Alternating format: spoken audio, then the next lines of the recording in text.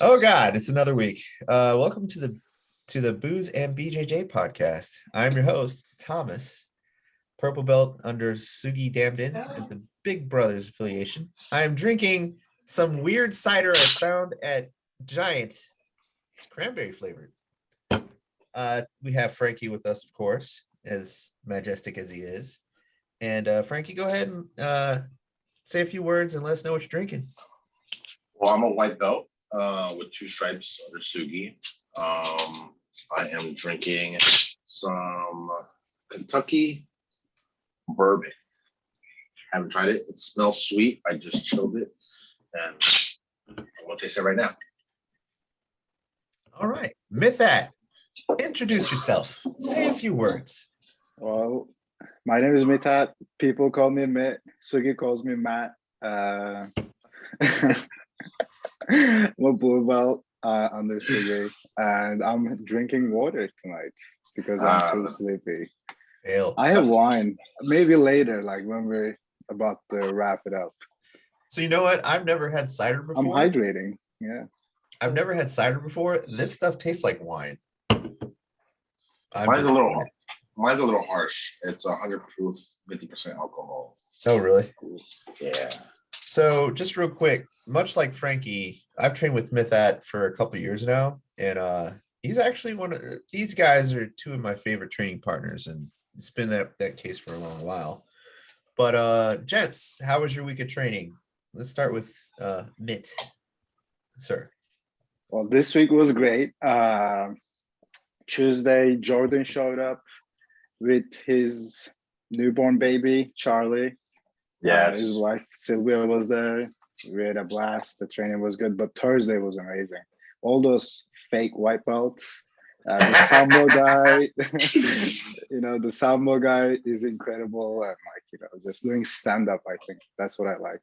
So guys, go ahead and explain to everybody what you mean by fake white belt. See, I was going to ask you to explain that, but go ahead. Well, these fake white belts, they're usually Mongolian. No,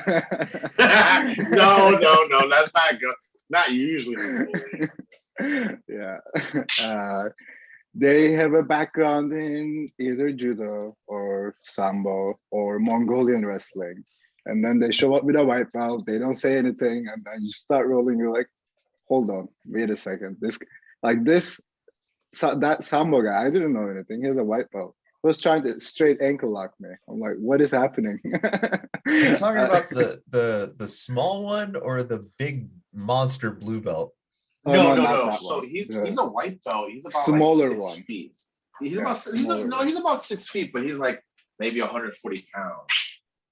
But he got he got me. I'm not talking about that guy. I'm not talking about that guy. This one is like, he's like my size and like built like me too, maybe a little bit like bigger. Yeah. So gents, but he's not lanky. Gents, I think we're talking about like 2 or 3 different guys that all have a sambo background. I mean, hey, because there's 3 or 4 or 5 white belts there that know sambo or judo. And I'm over here going like, okay, these are white, like brand new white belts. Let me, take it easy. I want to show how, whatever. Nope, bam. I'm like, shit. I'm like, all right, let me turn it up to like DEFCON 9. Well, I think. Go ahead. I think like Sugi's gym, we go really hard. Like, I mean, not in a injury, like not too hard that people get injured, but it's like grind. A lot of people stop showing up. I remember like I've been going to Sugi's like new gym since you opened it 2 years ago. A lot of people started and then they just give up. They're like, this is too aggressive for us. I think what Sugi and I think that's how martial arts gyms should be to a certain extent. Like where, all right, because let's go back to the karate days, where back in the days where karate you used to make contact and really like, apply that pressure and get hit. Now karate nowadays, there's a few gyms that probably still do that, but most of them are not even like that anymore. Most of them are just like, Okay, we're good. Yeah, there was a video floating around YouTube of a karate studio. I think it was in New York or Chicago, where some guy who was obviously like mentally out of it walked in, like doing some weird accent, like pretending to be some kung fu master, and they damn near killed the guy. Like Yeah. they had him spar with some dude to show off his technique, Yeah. and they dragged him out, and he was moving like he was almost dead. And Well, what do you expect? well, yeah, but yeah, I mean, which with like I'm saying, like that's why it's always good to have like being at Sugi's gym, because it makes you feel like that. Okay, this is not easy, but yet it's fun, because after the end of that night, I'm standing in the corner like, whew, okay, that was good, but I gotta rethink of my health and whatnot, and what I need to improve on. Look, but I didn't. oh, go ahead, Mitt. Go ahead, Tom. No, I didn't train with any other, like anyone else other than Sugi. We had what's his name, Jay, right, at Pentagon. right. But that was pretty much it, and I didn't train a lot with him. No. But I heard it from like so many people that they moved away, came back, or whatever. They went to a different gym. They would always tell me, man, Sugi's training, Sugi's classes is on a different level. Like, Trevor, like he went to Gracie something, I guess. And this is the same thing. And then this other Korean guy who went to a different gym, he came back. Like, it's always the same story. So yeah, you just gotta be okay with taking injuries and taking that little, like right now, I like just last night I took a knee to the ear, and that sucked, it hurt, but yeah, I got kneed here by that Sambo guy. He took me down and kneed. which is to me with a Muay Thai background, I'm okay getting hit in the face. I don't care, but like with beginners, they need to have the mentality like, okay, I'm gonna get hurt, I'm gonna get hit in some way or form. I will say this though, those guys generally, if they realize that you're not on their level or whatever, they will tone it down. And they don't. I mean, Go ahead. Yeah. not me and you, Frankie, but like usually if it's somebody new, I do watch them kind of tone it down. Like they're not as aggressive with them. Me and you though, we got targets on our backs. Yeah, I think that's that's true. Even Mitt though, like I guess it's because he's a blue belt. Like, yeah, I see them fishing for I his think legs. I'm like the next step for them, right? Like they want to beat me. Yeah, like that judo blue belt yesterday, or that judo. No, sorry, the blue belt yesterday. He like I get that big older dude. Yeah. Remember, you're like, who's that? And then absolute unit. Yeah, but he like judo threw me. My like the air got out of my. I'm like, stop being a bitch, get up. Sorry for my language, but I was like, stop being a punk, get up, and I'm like, okay, let's go. And I kept coming after him, and it was like, I guess that's how they see it. Like, okay, this dude is at least, holding his weight. Yeah. Hold on 1 second, gents. Very good. But like, yeah, like I was saying about that white belt. Which one you're talking about? Like, I think there are like three. The one with the acne, right? Yeah, the one with the acne with the like the baby facial hair. Yeah. So he's good, but like I think he's very like spazzy sometimes. Yeah. But there is a Sambo guy. Like I'm not sure if you roll with him. There is a Sambo guy. Try doing stand up. He ragdolled Jordan. Like ask Jordan. Oh, yeah, no. Yes. I saw that. Jordan was like, wait a minute. Jordan was like, yo, this dude must be like a high black belt judo. Yeah, because he's not. He didn't do judo. He's just Sambo, combat Sambo. Hey guys, hold on 1 second. One. All right, we're back. We had a little pause, but We got two new friends on the panel. Coach Levi, Black Belt from Big Brothers, and our friend Jordan that everybody knows. So Levi, if you don't mind, say a few words about yourself and let us know what you're drinking. So guys, my name's Levi Sadr, Black Belt under Leo Dalla for 6 years now, just pushing 6 years. Been with Dalla ever since the beginning of my white belt, and I love Jiu-Jitsu. I've been doing MMA for what now? Almost 20 years. I'm getting old.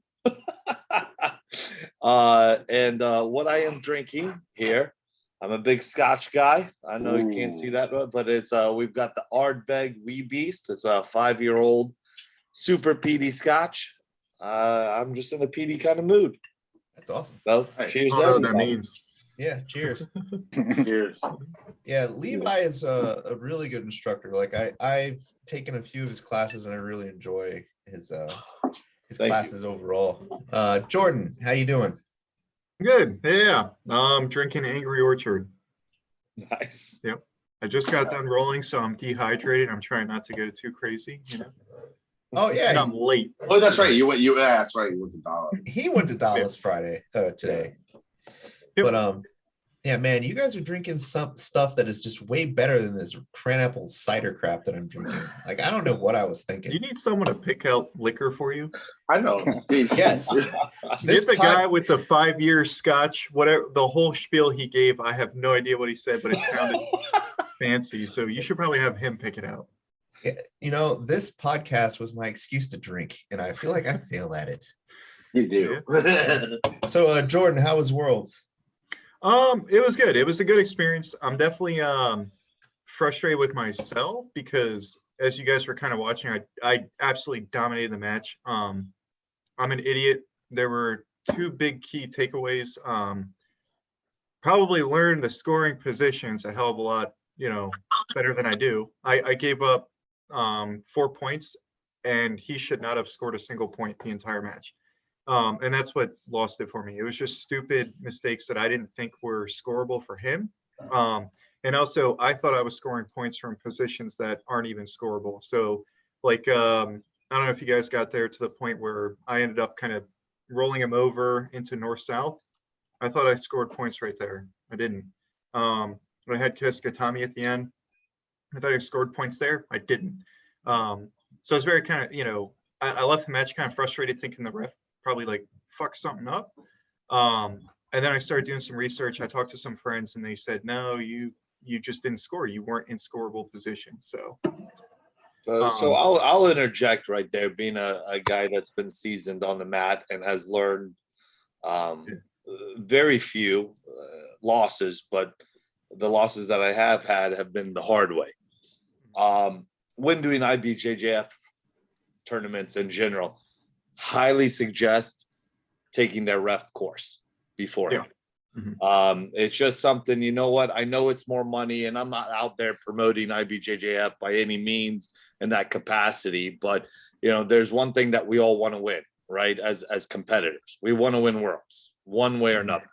And I've just found over time that that is probably the best way, not only to get yourself covered and understand the rules, but also kind of befriend the refs a little and kind of like get your face out there, and so that they know who you are. You know, I'm lucky because I got this beautiful bald head. So I'm extremely, you know, so it's not like they don't know. And then a guy with the name Levi, it's like, oh, I don't know. Yeah, there's one Levi, there's one bald head, there's one crazy black belt out there. But, you know, in all seriousness, it definitely helps. So I promote that a lot, especially if you're trying to do another worlds. Oh, definitely. Yeah, and I agree. That's actually what my one friend, like I said, we talked the match over after he watched it, and he said, you need to do the reffing clinics before, and go compete a couple of times before you show up to Worlds, because during COVID, what tournament was open? You know, like I didn't get that that pre-match. No matter how many tournaments you guys do over the course of so many years, if you don't compete for a year or two, you're still going to get that adrenaline dump. You just need to compete 2 or 3 times leading up to it, I feel like, within a year, and just kind of calms you a little bit. But yeah, I you know, long story short, it's my fault. Like I'm an idiot for just not understanding the scoring position. I just walked into it thinking it's just like wrestling, 2 points for a takedown, pass guard, 3 points, no big deal. So, but yeah, so here I am, the loser. Nah. Yeah, I mean, like Can I we see the see, match? What's that? I feel Yeah. like sorry, go ahead. No, we'll go over the match in a second. So Okay. Well, I just I see wanted to that. say like the point system. It's like, okay, so my background is Muay Thai. You know, at the TCB, they do traditional Muay Thai rules. But if you go into like any other organization, they're using some other rules. So I don't know, is it like that in like these tournaments, or like different tournaments use different rules or something like that? Oh yeah. Oh yeah. Yeah.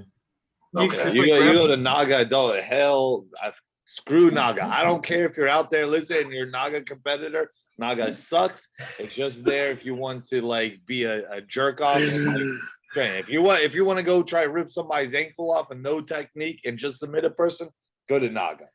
Okay. There's plenty Okay. Where's the of next one tournaments that do that. Jordan's Where's the not next gonna one rip at? some ankles. yeah, we were just talking about some of these Sambo guys that we know that like to rip Yes. off ankles. Yeah. They're the fake white. We call those the fake The white. fake white belts.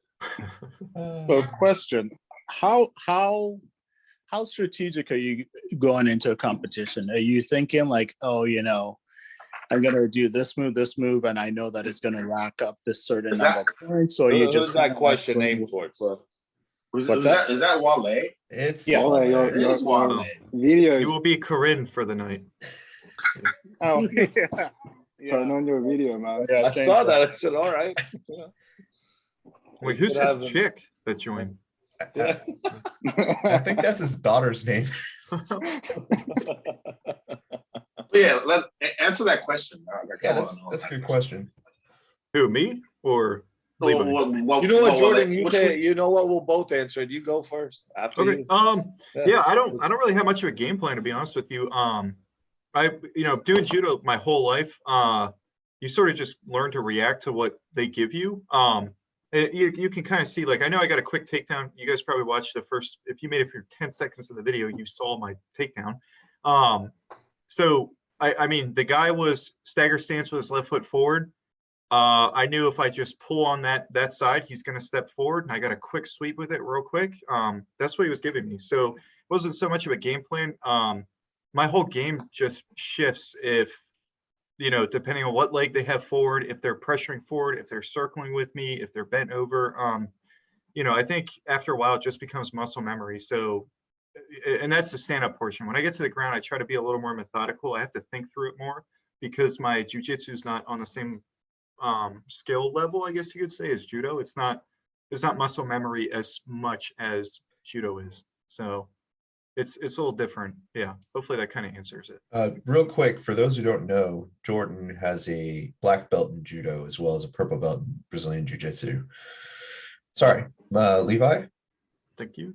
I will second what Jordan says. I think the more seasoned you come in, you might not have necessarily a game plan. I do know some people that love to write out their game plans and get everything down. I mean, from the grip, learning their opponent's moves and stuff like that. I've always taught my students at the end of the day, what's your finish line?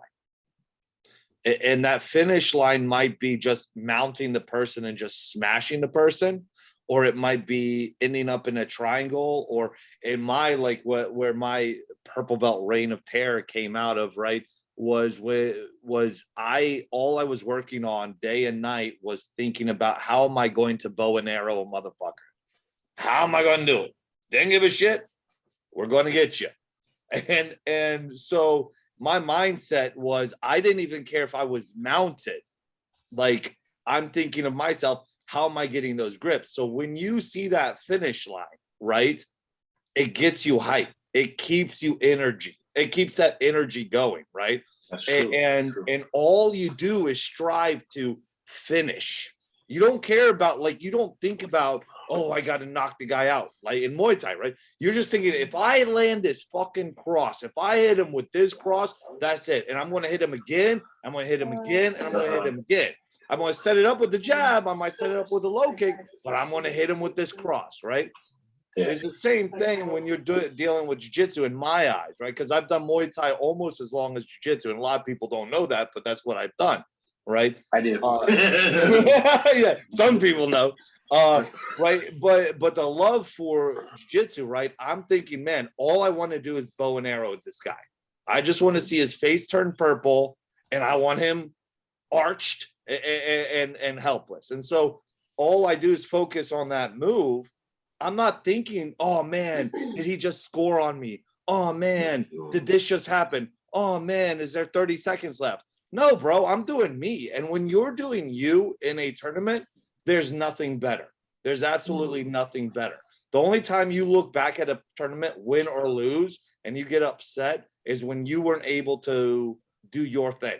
Because I've won some tournaments. I'm like, oh man, that's not really my style. Like that's Right. not me. And it's not as satisfying. It just isn't. So that's my 2 cents. Gotcha. Mitt, what do you think? Oh, Yeah, come after that, buddy. well, I'm not, yeah, no, I mean, I'm not experienced as any of these two great, competitors here, and I'm just a bull about. I did like 20 matches, 20 something, I think. So for me, though, I don't I didn't do judo or anything. So this is like my first time doing a combat sport, competition. And it's, I think, very similar to Levi. I just go for a submission. I don't look at points. I'm like, I'm gonna go, and all my wins, I think all of them are submission. I never, and I lost like 4 times, I guess. I don't know, 3 times. But I always go for a submission. Try to finish it. Like, I don't look at the points or this. Just go for a submission. So and that's what makes jiu-jitsu beautiful. I love that. Yeah. And Sugi taught me that. Sugi said, go for a submission. That's what I'm doing. So here's this is what I think about Sugi. Sugi teaches different people different ways, because he's always telling me pressure these people, like constantly. And this is why I always pressure them and give them no space to breathe, and put my and that's all he's showed me, pressure, and then armbar, or look for the armbar, or look for some of that, always pressure. Yeah, and I think that's like the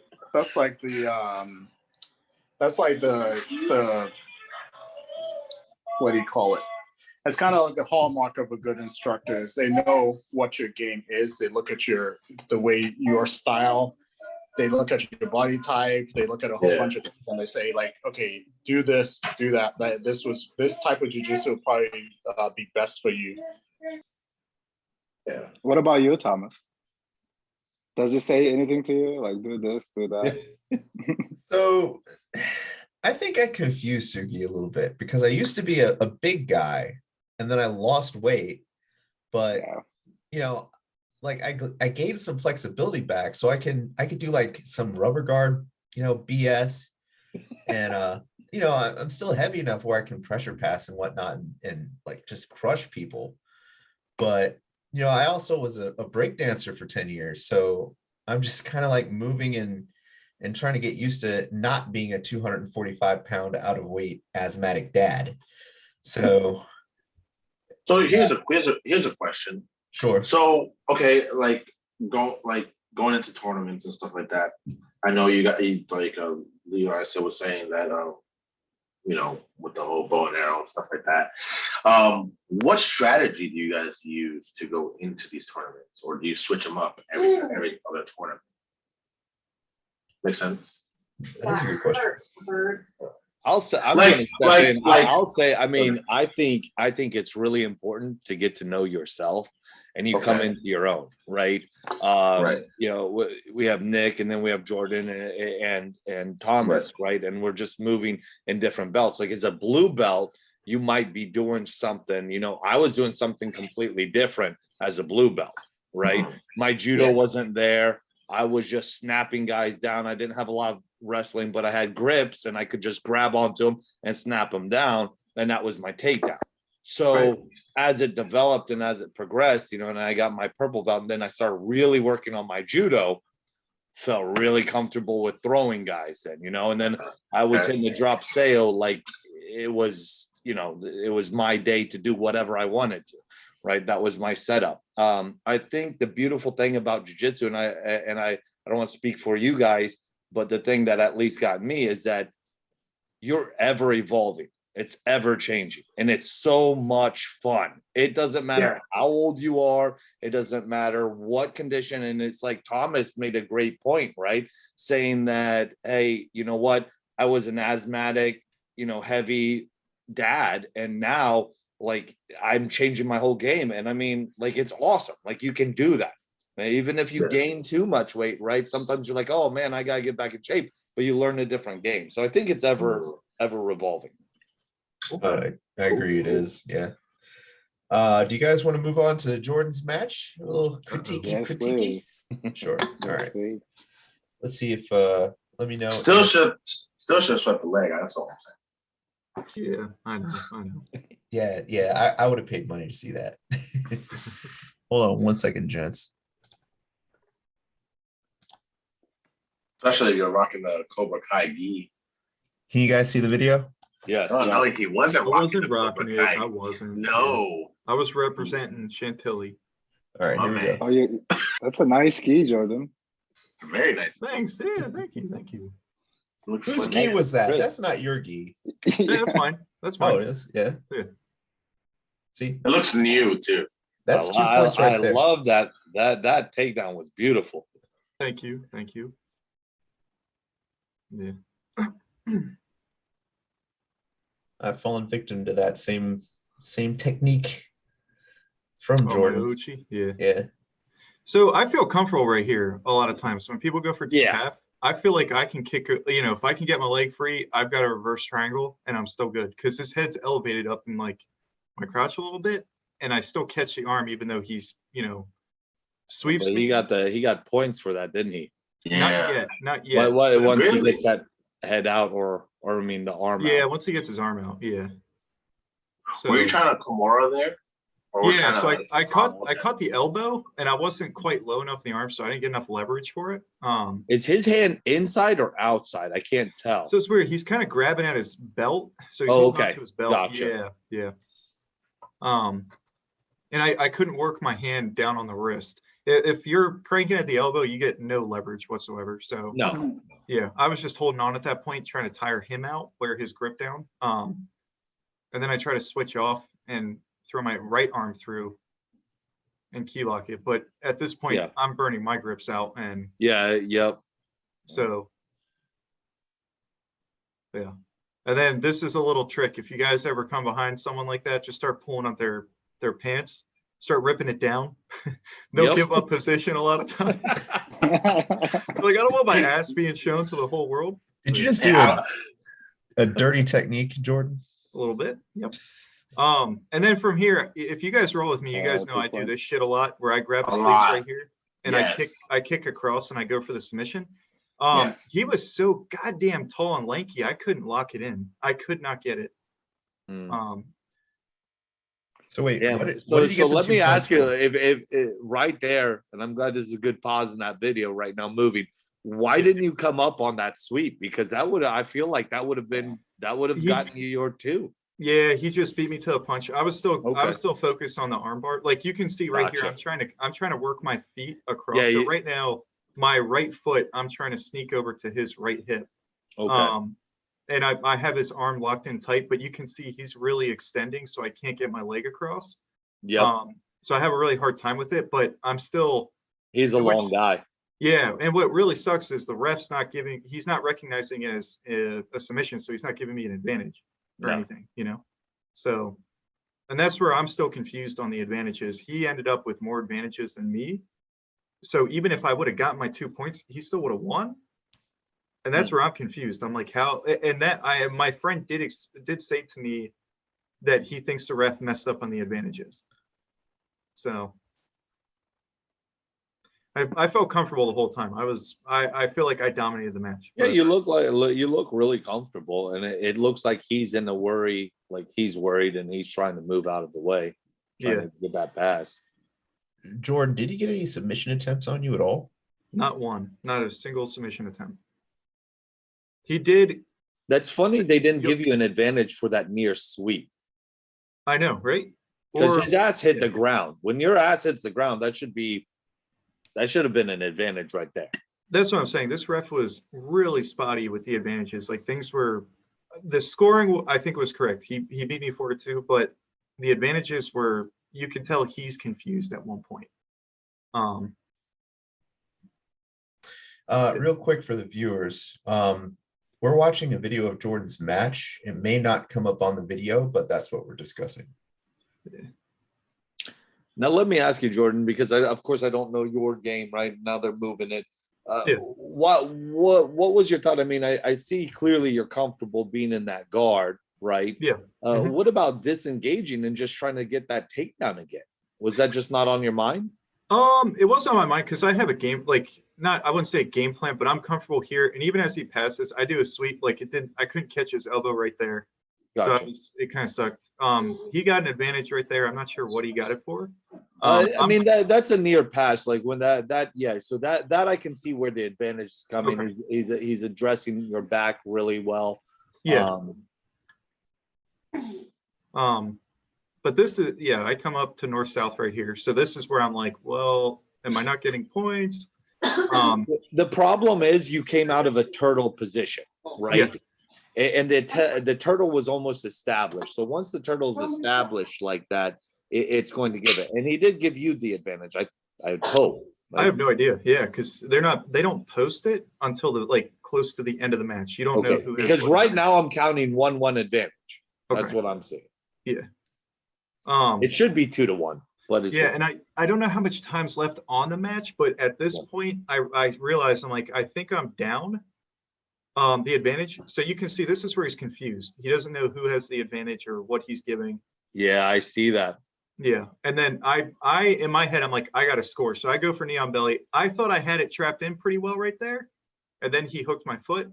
Well, he's fucking not paying attention. He's worrying about the goddamn advantage. That's why I'm like, I think I got my 2 points. In my head, I'm like, I got 2 points already. I'm good. You know what I mean? I'm like, fuck it. And I look at the score. I'm like, are you serious? What the hell's this guy doing? He's still not paying attention. I lock in the Americana. It slips for a second, so I'm still working it.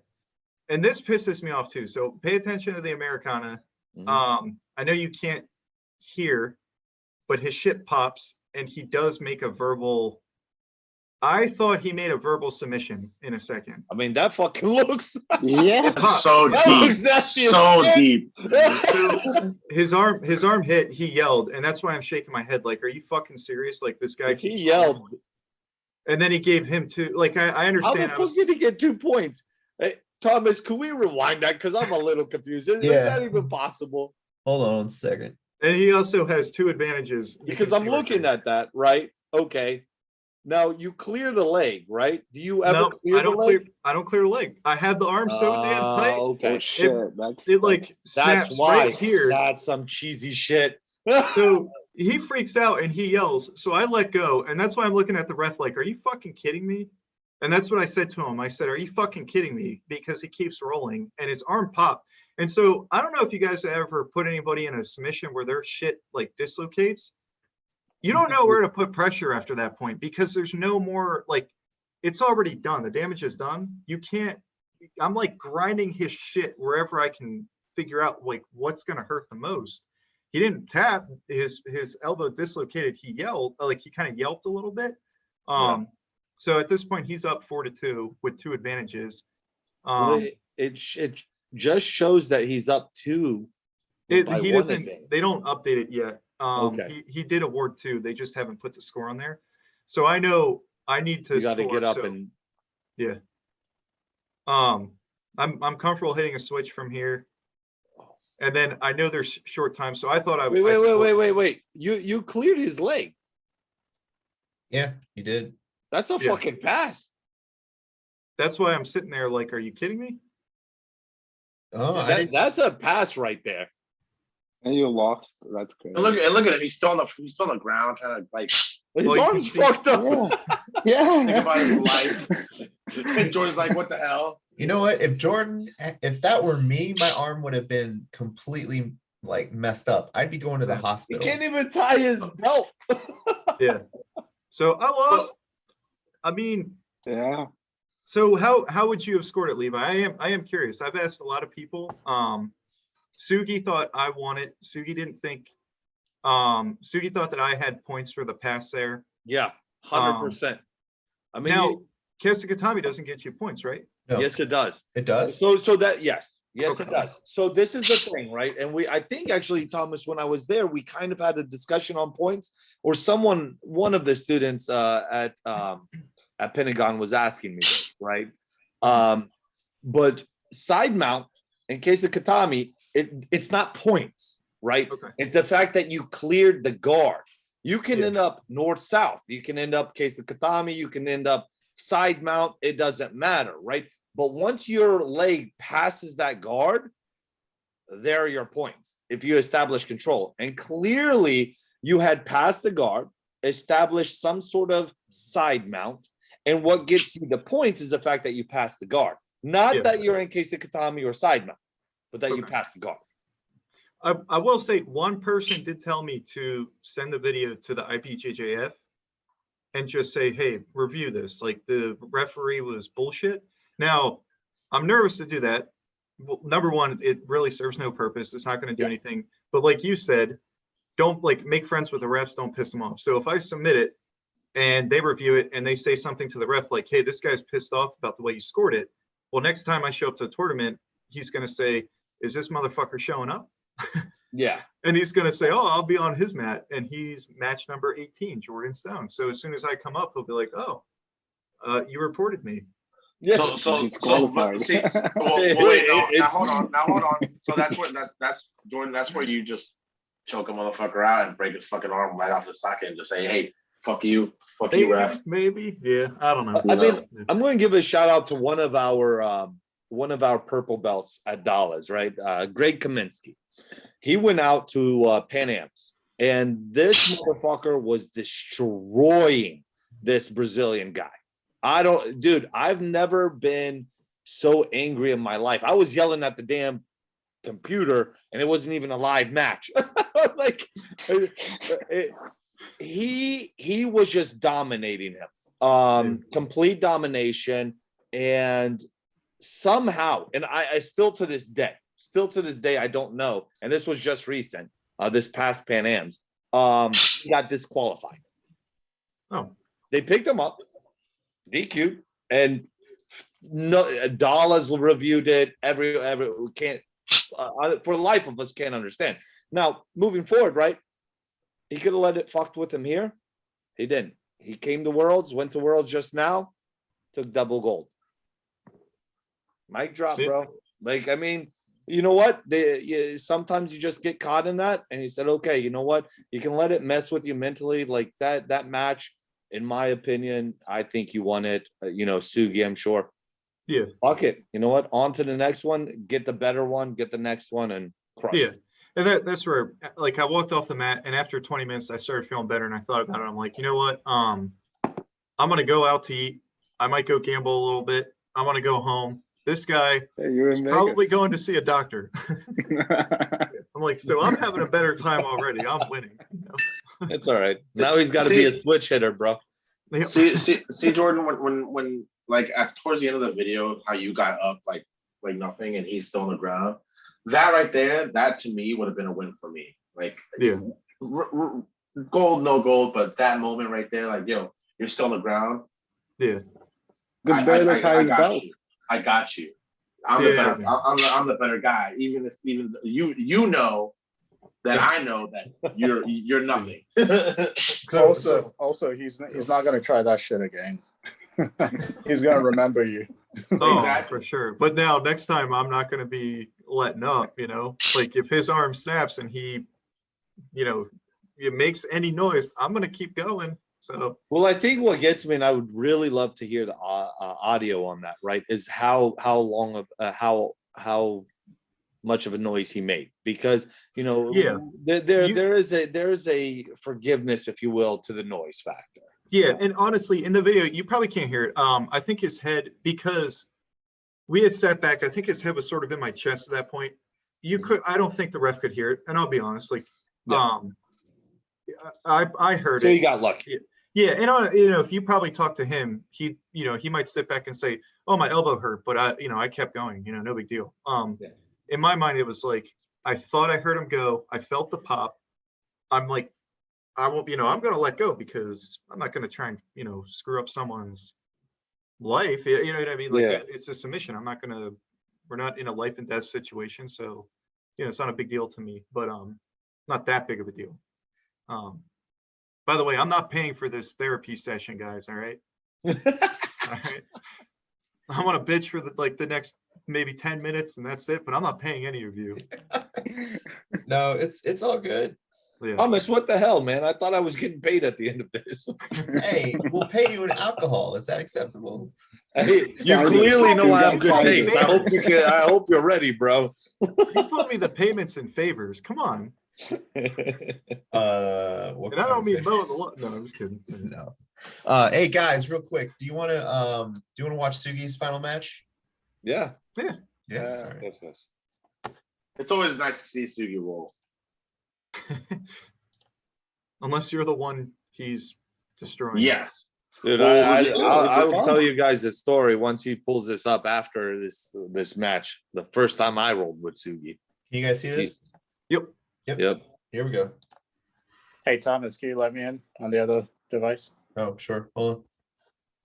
This is the Cyborgs guy, right? Thomas? Yeah. Hold on one second, gents. Hold on a second. Sorry, we'll restart that in a second.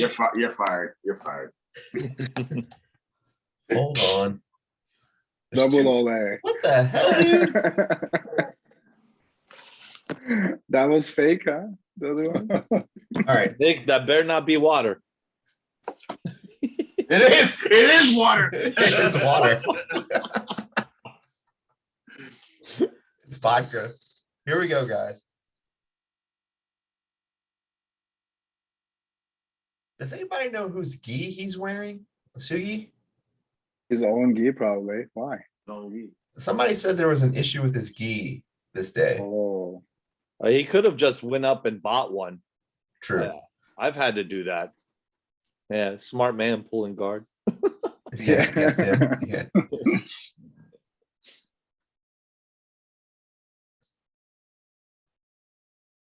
I still don't get this this Della Hiva, man. This inner Della Hiva crap. Maybe I'm just old school. I try it periodically, but it's too much pressure on my knees. Right, and that's what I feel like. Being the passer, you can put a lot of pressure on those knees. Yeah. This is Masters 2. So by Masters 3 or 4, they don't have knees, right? Bro, I have no ACL. Are you Masters 3 or? Whoa. Let's calm down, bro. Actually, if you don't mind, You're Levi, how old are you? I am 38. What? Oh, you're Masters 2. Wait, Okay, what? never mind. No. I'm older What than do you you. guys think? I'm like, What'd you guys expect? I thought you were a little bit older than that. I'm older I than thought you also. 35. Levi, I got 3 years on you. yeah, Yeah. most people do. I got 5 years on you. I got 7 the other way. Yeah, there you go. Sugi almost passes I here. got 4. Oh, Yeah. I think because he has a lasso guard pretty tight, he doesn't get an advantage, right? He should have an advantage because the foot it's not really even lassoed. It's like sticking out, sitting on his chest. yeah, it's on his chest. And it looked like he locked it in after as well. Yeah, exactly. Yeah.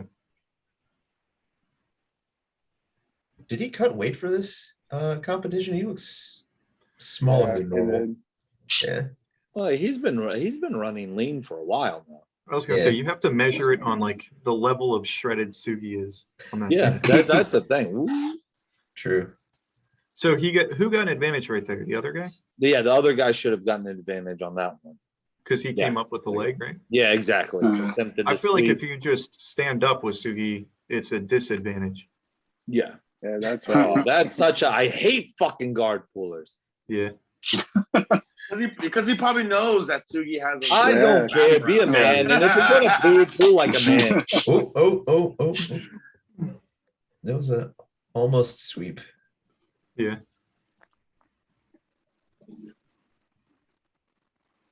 I think Sugi's like on the go at this there, point. that's where. Yeah, it was. Sugi's not gonna. Yeah, he's a man on the mission right now.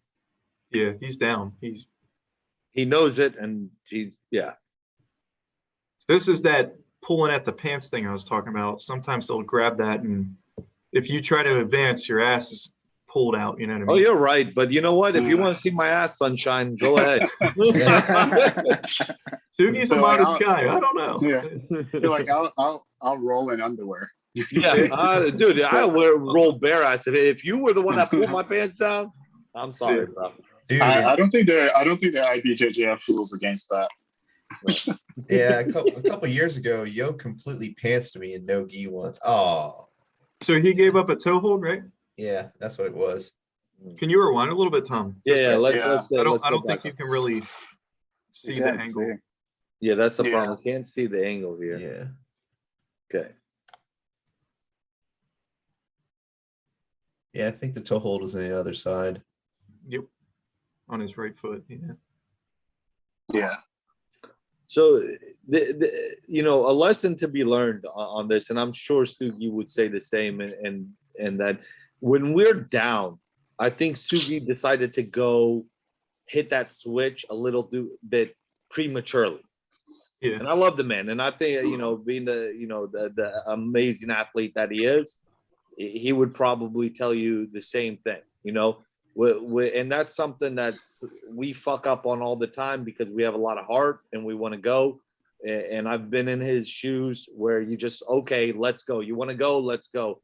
And that competitor, sometimes we forget they're our equal, even though in our head we're thinking to ourselves, no, there's no one better than me, when you're going in and competing. But realistically, they are our equal. That's why they are there, and that's why they've made it there. And we just get caught in some stupid shit because Sugi typically would never get caught in that. That's not something. Yeah. That's not something that would happen. Well, so I get the idea of going in thinking, I'm gonna dominate, I'm gonna destroy. I feel like when you start letting go of that, that's when things start going downhill. Do you think that there's an advantage to kind of keeping that mindset throughout, or do you have to kind of in the middle of the match or whenever, drop back and say, like you're saying, okay, this person's my equal, let me start? No, yeah. So that's a great question. But look at how Sugi started it. Right, he wasn't aggressive with the takedown, and then they stood back up, and he, the guy easily just gripped and then sat guard. And I'm not trying to critique, we're just critiquing jiu-jitsu. Okay, I love Sugi, nothing but respect for that man. He's an amazing guy. With that said, right, knowing that the dude is going to pull guard on you, even if a double leg is not your thing, you better shoot him, that motherfucker. You see what I'm saying? He's pulling. He did it once to you. You've got to establish that dominance. But Sugi was chilling the whole time, right? And that's his vibe. He changed his vibe, is what I'm saying. He went from chilling and then tried to switch and go on. So if your switch from the get-go is I'm going to kill you, motherfucker, then that's what you should stay the whole time, right? That's your game. If you're a chill dude, like Sugi is and was, and then you try to switch it, that can fuck you up, especially when you have a match where they have those 5-minute matches, in the Masters. And that can, 10 minutes, you can kind of do that. You have a little bit of leeway. You do that in a 5-minute match, it fucks here, bro. It messes you up. And that's where you can see, you know, he was doing fine. He was totally fine. Even when he stood up and the guy came up and was going to try and single leg him, Sugi was fine. You know, Sugi knew his boundaries. It's when he tried to change it up that shit kind of hit the fan. So I at least talking from experience, the last black belt match that I had, right? I submitted everyone in my weight class, right? New York Pro Open, go in, submit everyone, right? Open weight class, submit points, and then I get to the semifinals, right? Bro, the only thing that fucked me up was right here, dude. I was up 2-0. I fucking pulled guard because I was tired. And so, you know, and afterwards we talked about it, like, man, he's like, it was a minute left. I thought, and it was a weak ass guard, and he fucking blew past it, got his points, and then we stood right back up because I was like, oh shit, adrenaline hit, came in, but I'm down by 1. So, you know, it's because I changed that mindset. I changed what I usually do, because whether it's cardio, whatever it is, you know, I thought one thing, I thought another thing, and you can't change your shit in the middle of a fucking match. And you can kind of see what happened there. The vibe changed. It doesn't have to be one or another, but it has to be consistent. My opinion. So whatever your mindset is, you know, just go in and you can maintain that throughout all your matches. Yeah, bro, basically. do you, man? That's what's beautiful about jiu-jitsu, right? You just do you. It's never wrong if you're doing you. Yeah. Yeah, even in a Muay Thai fight, you know, you have your own strategy. You do your own thing. You can't just change it up in the middle of the game, and you always end up losing every time. Yeah. Lomachenko did the same thing his last fight. I'm not sure if anyone is following boxing, but Right. he was chill, and then last 4 rounds he switched it on, but it was too late. He lost. Yeah.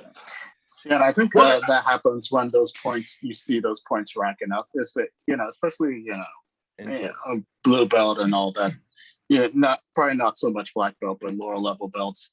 You know, a lot of times people win on points. So it's like, you know, that mentality, I can see that happening. You're like, oh shit, I gotta ramp it up now because I gotta get points. I gotta make up, you know, points and all that. So yeah, I can see that happening. I mean, you're right, but dude, don't think it doesn't happen to black belts. Like I tell people, and I've told, you know, you'll hear me regurgitate the same shit time and time again, right? The biggest difference when we go and compete is not the physical aspect, and it's not the technical aspect. It's the mental aspect, dude. Because typically, if we're going in and competing traditionally, right? If we're competing at a high level, even if it's a blue belt like Nick, when you go in there, the only time you lose is when this fucks with you. And that's it, because whatever type of fight and whatever type of sport, you know, there are sometimes athletic freaks that are just awesome, or some guy that might be a little more out of shape, you know, sure. But overall, it's your mental fortitude and your mental stamina. I like that. I think I kind of work it on the opposite angle a little bit, where I feel like I go heavyweight a lot and I give up some weight. So, you know, I'm always at like 200, 202 pounds. I don't like to cut, you know, period. Yep. So I have that kind of, I can always tell by the look at the other person, oh, this guy's small. He's not, you know, I feel like I get overlooked a lot, but that's what I kind of feed off of that a little bit. And I think I'm going to shock you real quick when I throw you to the ground. And I think I've been able to win a lot of matches, jiu-jitsu, just from that kind of like, oh shit factor when I toss someone. I've gotten that. And even in wrestling, I had this one match, not to get too sidetracked. I was losing like 5-0. I had no business winning. The dude was just shredded. He must have been 5'4". I'm 6'1", and he was just a solid muscle. We're in the same weight class. He's kicking the shit out of me. It's the end of the second period. I do a quick stand up. You know, we're starting from the center. I do a quick stand up. He jumps, throws his arm over top of my right shoulder, and click, Seoinage. I hit him with the best standing Seoinage I've ever done in my entire life. He hits the floor.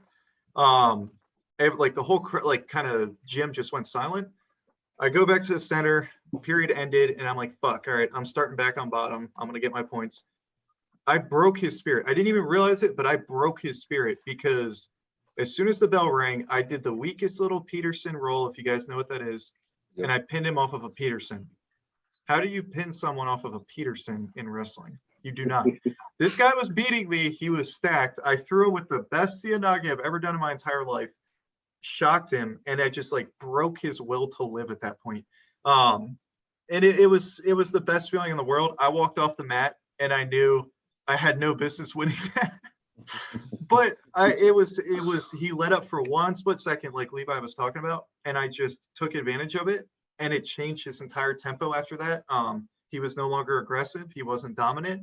I kept my pace. I just went through for my Peterson, got him to his back. Thought, okay, cool. I'll get 5 points right here. 2 for reversal, 3 back points. I'll still be losing or whatever, or we're tied. Yeah. And no big deal. I'm not giving up a major. And the ref slapped the mat. I got the pin. I walked off. I'm like, all right, I got lucky right there, honestly. So speaking of breaking spirits, when I first started at Pentagon, I had close to 100 pounds on Sugi. I was just like, I didn't know anything about Sugi at that point. I hadn't looked up his resume on the website. I was like, does this guy want to roll with me? Like, okay. He kicked my butt so bad that I was rethinking life. I was like, I have 100 pounds weight advantage on this guy almost, and it didn't help me at all. And I had, you guys know I had a judo background, like a 9-year running judo background. So my newaza wasn't jujitsu level, but I still knew how to move around a bit, even though, as I found out, that I couldn't really because I was fat. But it blew my mind, but at the same time, it gave me motivation to stick with it, because I was like, if he can do that with that severe weight disadvantage, I want to know what he knows. So, but Levi, you said you had a story about rolling with Sugi for the first time. Oh yeah, that's. I mean, I was a purple belt, and I was training, of course, with Leo, and at their Crystal City location at that time before they moved to Ballston. And I'm sitting there, and it's a racquetball court, and it's an open mat on Saturday morning. I go there, and I'm saying, okay, great. And Dalla's, hey, Levi, roll with this guy. Oh. Okay, so anytime he tells me to roll with this guy and he doesn't say go easy, I'm like, nah, I'm getting set up. I'm seeing this guy, he's ripped, and but I'm like, okay, he's a small guy. I got this. I'm a really good purple belt. It's okay. We're on our knees, and I get that grip, and I'm just like, oh shit, no. No. Is this how people feel when I grip them? Like, this guy's grip was just incredible. And as soon as he gripped me, I said, nah, fuck this shit. I'm pulling guard. And I don't pull. I talked a lot of shit about pulling guard. But I said, nope. I knew right off the bat I wasn't going to get my ass thrown. I knew what was going on. And I held him in guard, and I thought, at least, I think I have a really solid guard, and I couldn't sweep this guy. And I'm thinking, this guy's not a fucking white belt. There's no fucking way. I can't even like his base was so incredible. It was just so incredible. Of course, because he was just strictly a judo. Needless to say, I think 2 weeks later, Dalla gave him his blue belt, and then shortly after that, he got his purple belt. But still. That was an entertaining day, dude. I won't forget the way he gripped me, and I won't forget trying to sweep him. And he was dirty. Sugi, you were a dirty motherfucker, dude. He was putting his head into my chin and all this shit. I'm like, all right, I got you. Then I realized that I'm here, and I see Dalla laughing on the side. Oh, yeah, you're an asshole, dude. I knew there was something up. I find out he's a Mongolian judo Olympian. Okay, I got you. Great guy. Love the guy. Yeah. Fucking amazing. Jiu-jitsu and judo. Yeah. Wally, I think you had something to say? Yeah. How do you build that mental toughness? I think that's kind of a hard thing to figure out. you could figure out the physical toughness, all that stuff, technique, but how do you build that mental toughness? Besides, I guess, getting your ass kicked and beaten all the time. So I'll give a little answer to that. I did it by figuring out what was extremely hard and stepping into it anyways. So Yeah. Wale, when I started jujitsu, I could barely breathe, but I kept coming back. Like I could barely make it through the warm-ups, but I kept coming back. Like I would get my ass kicked. I would get to the point where, and I think you noticed a couple of times where I would just sit off the mat and cry because it was just so like painful or hard, but I kept coming back. Like facing hardship and adversity head on, knowing you're going to do it, and then plowing through it is one method. That's how I did it. So anybody else? Yeah, I think it's like Tuesday night. Tuesday night, I got my ass beat, so I'm waiting over here for Thursday night, and I already have like a strategy on most of these guys, and it's like, okay, I'm in pain already, so I'm gonna keep going. So it's like, all right, here's where I'm at. I need to just go a little bit higher, trying to beat these guys. Like I like setting myself up to where they are whooping my butt. Like the guy that just threw me yesterday, he threw my ass, fucking landed, took the wind out, got right up, and I was like, all right, let me try to kill this motherfucker. Hey, Frankie, explain to the folks who that guy was. Oh, No. he was a blue belt. He's this older gentleman. Absolute unit. Yeah. And I guess he's a black belt judo or samba or whatever like that. But man, this man just grabbed a hold of me and just tossed me, and I was like, okay, I'm getting back up. I'm not going down like a little girl. Let's go. Frankie, who was the guy that, not to get too sidetracked because I do have something to add to it, but who was the guy that on Tuesday I did some stand? He threw me, man. He's a combat sambo guy. Yeah, he's a combat sambo guy. He wears a white belt and he tried to straight ankle lock me. I'm like, you're not a white belt. He tried to straight ankle lock me. I'm like, what are you doing? I got him on the ground. You can, I think you can, like all of us can get him, but on feet, man, he is so good. That's what threw me off because we started gripping it immediately. I'm like, oh fuck, something's off, and he threw me with a drop CO. Perfect epon. I got up. I'm like, all right, now I'm in survival mode. This guy just, demolished me. Because you see these guys, they're like skinny and like, oh, we're new to this, and it's like, he's pretty built. He wasn't. Yeah, he wasn't. That dude was built, but all the other guys were like. Well, you can tell from his grips. Yeah. Oh my God, Susie grabbed me. That's a key sign, bro. It's a grip. It's a Mongolian thing. That's what Levi would say about Sugi, his grip. Like, it's like, oh shit. So maybe all I need to do is just get that, exercise my grips, so people think I'm a badass judo. Yeah, but the one mistake that we all make with those guys is that we forget that they're Mongolian. So yeah.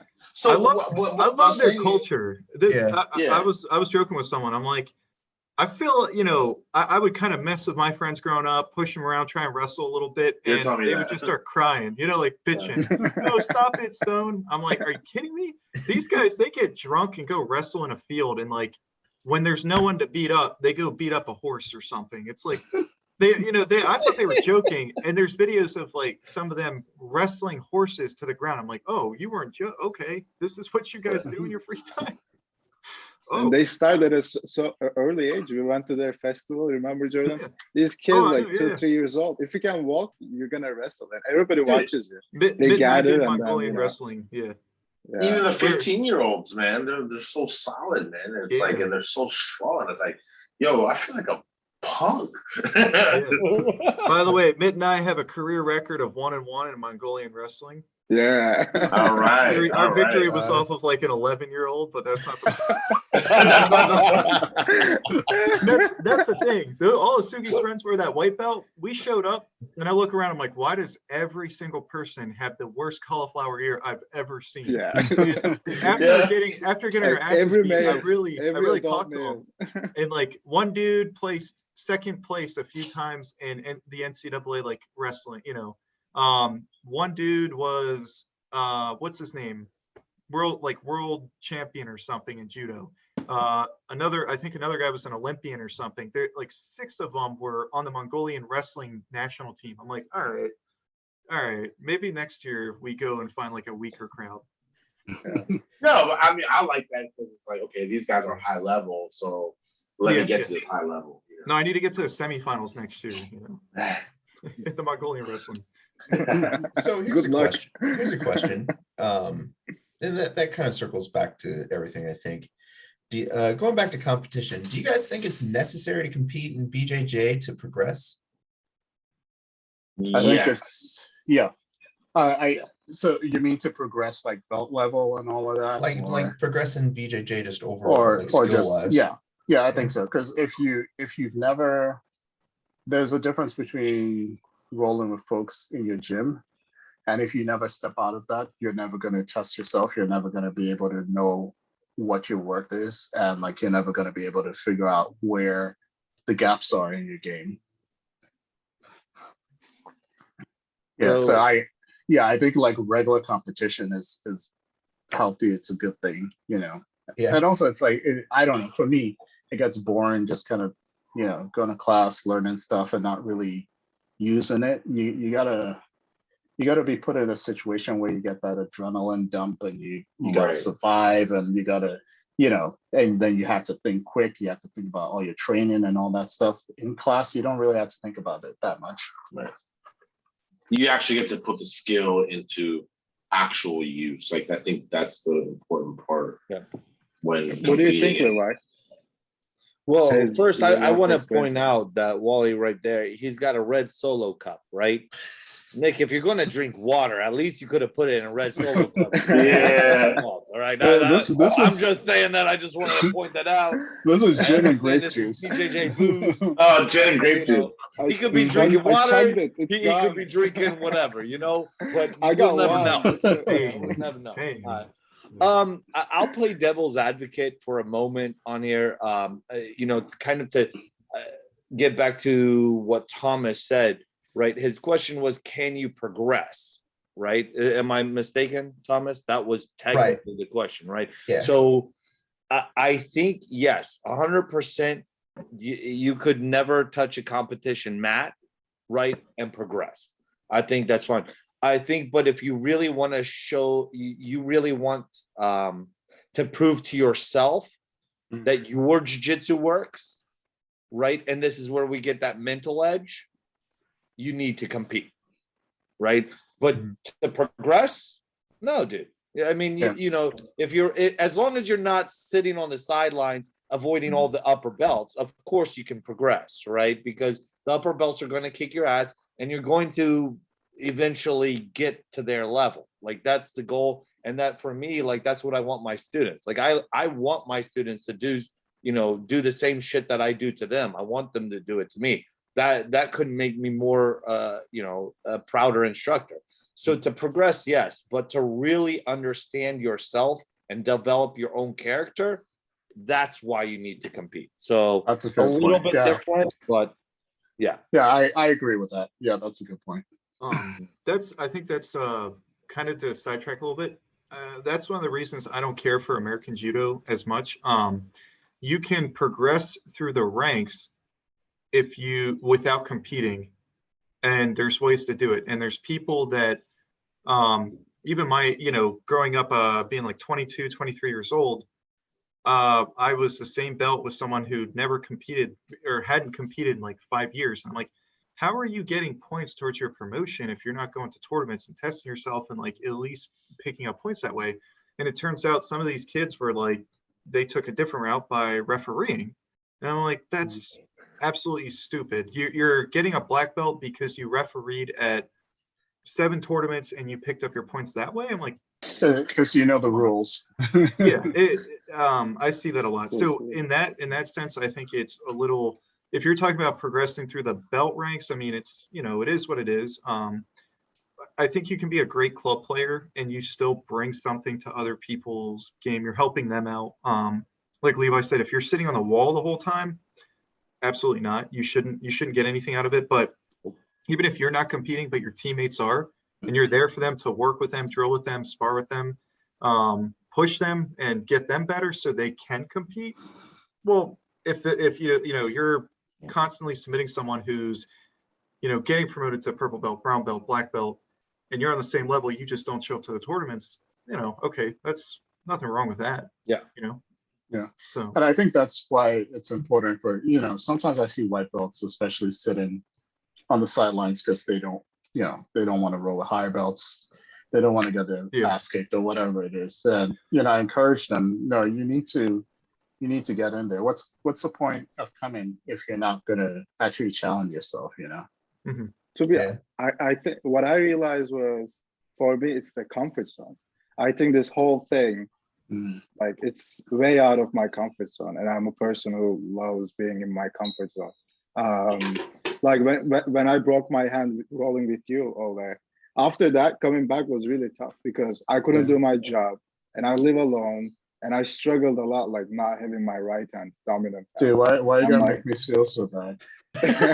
Now, Wale, you take never that. gonna let You me take that, man. You were Like, drinking from the red Look, solo look, cup. wait, That's why. livelihood. That's why. Wale, you own that, and you're like, that's right. I did that. It was the Like gap. my finger is still screwed, man. Like it's going this. It was a gap in the mats. It wasn't my fault. I know. Christmas is Anyway, coming but up. You I own was that one, I was babe. questioning, and and everyone around me is like, "Why are you doing this?" But I think it's just being out of my comfort zone overall, like improves the quality of my life. I'm like more confident, or I don't know. It's just nice to be able to like do these challenging things. I think in this modern age, everything is so comfortable. Everything is so affordable. Like, we don't go through any challenges like those people in Mongolia, so we are very soft in that sense if you don't take up on anything. And the competition was the same. Last competition, I was thinking, I'm like, it's a Saturday, all my friends are probably out drinking, brunching or whatever, like, or like went to the gym, lifted a couple weights. And I'm here, I'm gonna fight this Colorado State wrestling champion for a final match. Like, this stranger, why am I doing this? Yeah, right? Like, I could be home, like, hanging out with girls and whatever. But yeah, I think it's just, I like that aspect of jiu-jitsu. And it's sometimes it's very difficult. Like, I go to work and I'm like, I'm tired. Like, I don't have to do this. I deserve to relax. I'm like, okay, just show up. And every time I tell myself, just show up. Jordan was telling me this Tuesday, he's like, I'm not sure, man. The drive is crazy. I told him, like, I just don't think. I'm like, get your bag and just go. Just show up. That goes back to the mental toughness thing too. I think it's like, there are many times where you can quit, and many times where you can stay home. But it's a mix of a love for the sport and also the mental toughness. But honestly, like out of all of us competing, right, or not competing, rather just training, right, whether it's Muay Thai and or Jiu-Jitsu, who here has complained after they went to Jiu-Jitsu? Or I know I haven't. I just been happy. I'll complain. It's like meditation. It's like meditation, right? I complained when my fingers got broken that one time. But yeah, the you broken came back. finger when you came back. But I came back. Yeah. I just got my ass beat yesterday. I was like, at the end of that, I'm like, okay, I feel great. Yeah. Me and you got our asses beaten by the same dude. Yeah, that's true. It's like, Come on, guys. Thursday when was I first amazing. started, Thursday was when I first started competing, you guys know this too.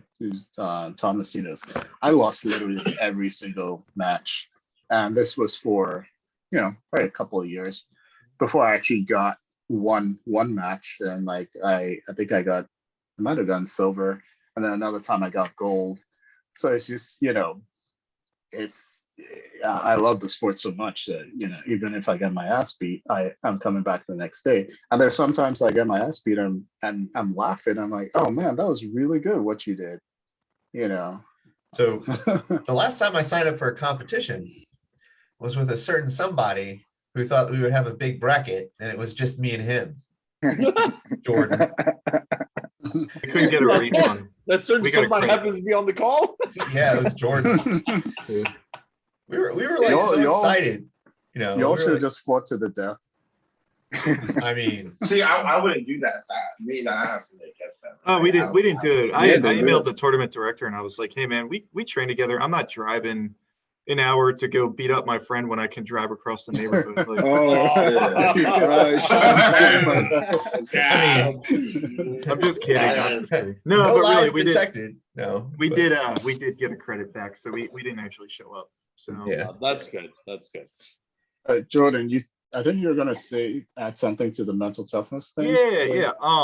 It kind of what Tom said, where you kind of put yourself at, you know, positions or whatever, just to be beaten up and keep coming back. You put yourself into difficult situations. I'm not talking about situationally rolling. I just mean in general. I mentioned it, I think, on one of the other like calls that we did. The first real jujitsu class that I went to was at Lloyd Irvin's. I was there for the judo class with Sugi. And we, you know, I got invited to go up and roll at Lloyd's. And, you know, in my head, I was like, oh, I should be, you know, fucking these guys up. There's purple belts, there's blue belts. And the purple belt was kicking my ass. I'm like, something's not right here. I'm a black belt in judo. I've never done jujitsu before, but whatever. Not to mention it, I said it last time, it was Keenan Cornelius that was kicking my ass. So I'm, you know, after a couple years down the road, when I started watching his videos, I'm like, oh, okay, so I don't feel so bad. But I walked away from it thinking, okay, I got two choices. I can be butthurt that I lost and just stick with judo and never go back to jujitsu, or I can realize that there's a gap in my game here that even if Keenan stepped on a judo mat with me, he's probably going to beat me. You know what I mean? Like, he has decent enough takedowns. This guy has never done judo before, and he's going to beat me at my own sport, but I can't beat him at his. So I realized there's a flaw in my game. There's a whole aspect that was missing. And I put myself in the situation to get better, where I said, where can I roll that I'm going to get the shit kicked out of me? And I found Sugi. I latched onto Sugi, and I asked Sugi for a schedule, and I said, hey, where are you at every single day? He told me, I'm at Nova MMA, you know, these days. I'm at Lloyd Irvin's these days. I go to Beta Academy these days. And I said, all right, I'm going to show up 4 or 5 days a week to wherever you are, and just whatever you like, I'm going to roll with you at least 2 or 3 times, and then with everyone else as well. And that's what I try to do for almost 2 years. And after 2 years, I not only did I get better, but going into a match, I'm like, there's no one I'm going to encounter in the entire world that is tougher than Sugi. Most of Lloyd's, you know, upper belts, even at Dalla's, like, there's no one that can really compare to some of the high level guys. So I sat back and like, I should be pretty confident. Not that I'm beating Sugi. Now, by no means I'm saying I'm beating Sugi, but I get the shit kicked out of me for so long, and I start to pick up on his game a little bit, just pieces. And maybe he doesn't submit me 6 times in a minute. Maybe he only submits me once. And that's improvement. And I'm happy about that. So I go out and, you know, I have that confidence built. You know, I know I've trained harder than the other people, so everything else should fall into place. Yeah. To Levi's credit, when Wale and I were training with him, that noon class, competition class, the first time I tried it, I was like, okay, I want to train with him too. Because, you know, Levi beat me down, but it wasn't like I was fearing for my life. And it was different from how Sugi beats me down. So I was like, I need to learn what he knows too. So it was like 2 pieces of a puzzle I was putting together. Yeah. So, but yeah, I found that to be quite interesting. You know, like the difference in styles that 2 people can have. Yeah. So. Well, That's why we that's need to get awesome to together know. I and mean, I will say to touch upon, first of all, what you said about mental toughness, Thomas, I think you hit the nail on the head. It was eloquently said. And Jordan, piggybacking off of that, is just perfect. Like what you guys said was amazing. And it does have a lot, you know, you asked, how do you develop that mental toughness and stuff? It's hard, man. I think, and the fact that they just said, right, you're just showing up over and over and over again. You know, that's how you build it. And that's all you can do. I mean, I'd love to hear if someone had some magic, you know, pill that they could take and say, okay, yeah, I'm the toughest dude in the world. It's called I steroids. was Yeah. Yeah. Oh, other day, shit. Ecstasy. I was I think listening to also- this interview with Rafael Nadal, you know, the one of the best tennis players. And this interview asked him like, so are you confident? Like, do you have any self-doubts? Like, you know, do you ever get any self-doubts? And he said, of course, you know, even at the top, like highest level, 20 Grand Slams, whatever, history is like, you know, one of the greatest tennis players. He said, of course I do. And if you don't, I think you're just arrogant. And you're not like a, you know, a You're not healthy being being. real. Yeah. Yeah, I think also what can build it is, you know, picking one thing and saying, I'm going to be good at this one thing. You know, you focus on that for, you know, I don't know, maybe a year or so. And then you say, okay, I'm pretty confident with that. Let me pick another thing. I'm going to be really good at this. Even if it's just like one technique, I gotta be really good at this one technique. I gotta train a whole year for this. You know, it kind of gives you something to focus on and something to constantly try against folks. You can kind of make it measurable, I was going to say. So like you said, kind of mental toughness and like developing your game. When you go into training, I don't know how, I've only been to Pentagon like once or twice, but as you go to different places, when you walk in, take an inventory of who's there. Like there's 3 black belts, 2 brown belts. Instead of rolling with all these white belts, I need to roll with every single one of these guys. As soon as you get in, look for the highest level, you know, people and roll with them. And that's just going to develop you, you know, like I said, it's measurable. You should walk out of there and say, I got submitted 15 times tonight. Next week, I'm going to try and, you know, lower it to 12. Yeah, it shouldn't be a measure of submissions or, you know, you can figure out a way to kind of, No, Jordan, I think you're right, bud. I mean, submissions, you know, that's one thing I did, right? I agree with you wholeheartedly. So there's no reasons not to, because to be honest with you, right, it's kind of hard to measure anything else, especially when you're rolling with an upper belt. Maybe this time they just feel like, okay, I'll let him flow a little more, you know? Yeah. But yeah, I think you're right. Mm-hmm. Yeah, speaking of Pentagon, yesterday, what was yesterday? Thursday? No, Wednesday. One of Isaac's guys, purple belt, about 5'10", 230 pounds, came and took class with us. The white guy or white guy? White guy, yeah. Tom, I think his name was. Yeah, you know who I'm talking about. Yeah.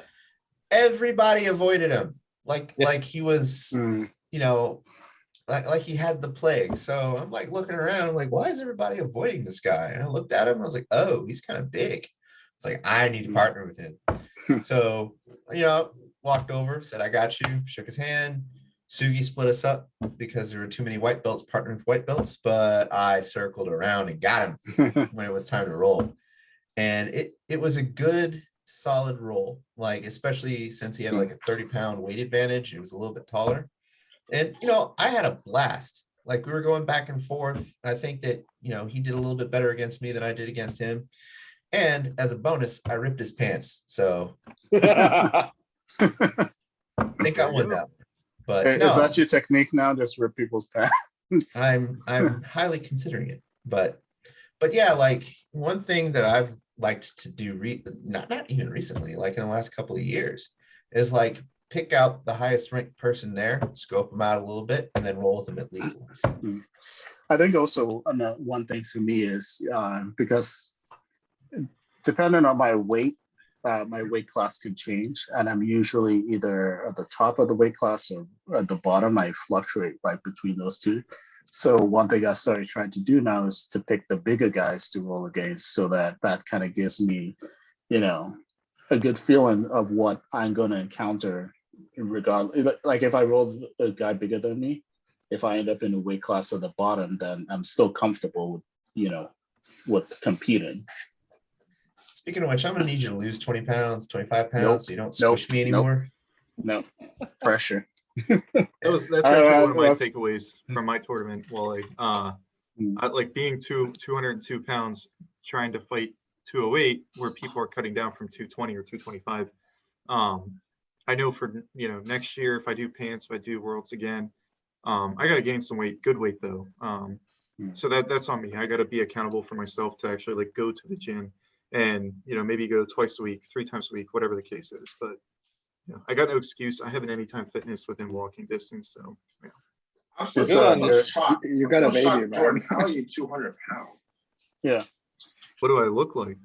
Not 200 pounds. Dude, All you no, can, all you no, can no, see, he all looks you can like, see, dude, dude, all you can see right now is his head. Yeah. no, like when I look at you, you Trying to see don't more? look 200 pounds. You look like you're like 180, 175. Right. I've been saying the same 200 thing. pounds of muscle steel and sex Yeah. appeal. Dude, you Nah, got, I'm you not. got, As Chael Sonnen got- says, yeah. I like to quote the great Chael Sonnen. you got a dirty bulk. That's what you gotta do. Oh Lord. I'm one of the lightest in my family. My dad's like 360. Yeah, Jesus Christ. His man. dad is huge. Bro, you guys, some of you may or may not know this. I am the oldest out of 8 kids, right? And the other 4 brothers all do jiu-jitsu. And Huh. they are Bigger. a lot larger than I am. Yeah. So funny story. I met Levi's brother Josh at Dominion during an open mat, and I was like, "Wait a second, this guy looks familiar." Yeah, it's like big purple belt, like really friendly guy, beard. Walks over. He's like, "Hey, you want to roll?" I'm like, "Why does this guy look familiar?" Oh, is this Levi's brother? It's like this is a trap. But he was It's a trap. big. Yeah. Like I'm the smallest guy on my dad's side of the Yeah, family. Josh is about 260, 270. Yeah, that was a Yeah, big yeah. dude. Yeah. Very And nice. How tall is he? Is he so tall? Yeah, he's nice. I'm not nice. he is definitely, I will give a shout out to him. He is, I was talking about my top 5 people that I absolutely love and loathe rolling with, right? He is definitely has been in the top 5 since day one. I mean, like, honestly, he is super, super strong. And if you roll with him, people are like, oh, you're putting a lot of weight on me. You know, I'm like, nah, you guys don't have no idea. He is holding back when he rolls with me and certain people. He will put weight on you. It's a different feeling. But shout out to my brother. He's good. Did you get your brothers into jiu-jitsu or? So funny story is the third oldest was the one that got me into jiu-jitsu. He said, hey, Levi, you know what? I know you've been looking for some martial arts. You don't play soccer anymore. I played for a U.S. Junior Olympic team, right? And he said, you know, you've needed some kind of outlet. And he said, I looked up this guy, and I know you did this month of jiu-jitsu somewhere in like this, whatever. He's like, you know, you should check this guy out. He's supposed to be really good. So we're going to caveat into my first role ever, right? So I said, okay, cool. I go to Leo Dalla. It's in Woodbridge. It's at his Sport and Health. The road it's off of is literally called Devil's Reach Road. Never forget it, right? Go into this little racquetball court. Fucking steam. You know, all the sweat is like a cloud. I'm telling you guys, you'll never experience anything like it. It was the best. I go in there. Well, Lloyd Irvin just happened to be coming that night, my first night at Dallas, right? Just happened to. This was when Lloyd Irvin was training everyone. This was in December, right before all of the guys were going to Europeans. So they brought them down to Lloyd or to Dallas to train, to cross train, right? Who's my first fucking role? A kid that I looked at, I'm like, look at this little skinny ass white boy. I am going to beat the shit out of him. 150 pounds soaking wet. Ryan Hall. As wow.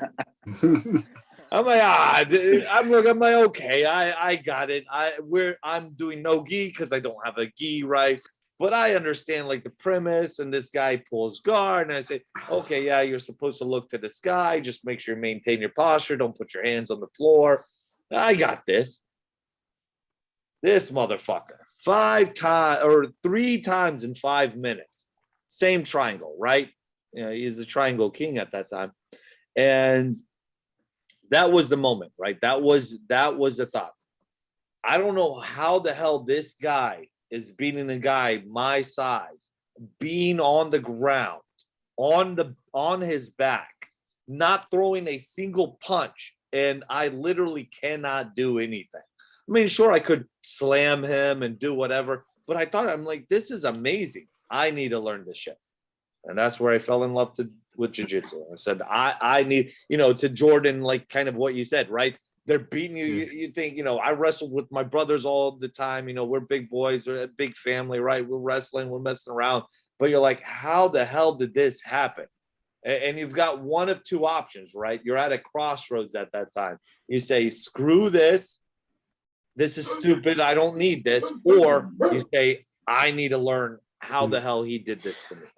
That's a good. I kind of want to segue into that. I was going to ask, like, everyone else, when was your first time doing jiu-jitsu, and when was it that what was it that made you fall in love with it? Great question. Let's go with Mithat for that one first. What's that? You remember my first day?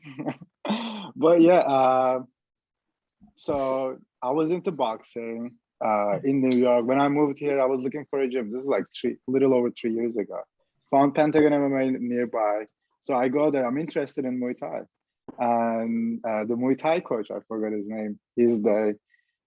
He shows me around. He's like, you should try jiu-jitsu. He pats me in the back because I don't know, maybe because of my build or something. Was it Bao? Huh? It probably was Bao. Or was it Jeff? No, the little little or big? He's talking about Sean. Yeah. Little Bao. Yeah, Sean. Yeah. Oh, Sean. Anyway, so I show up to the jiu-jitsu class, and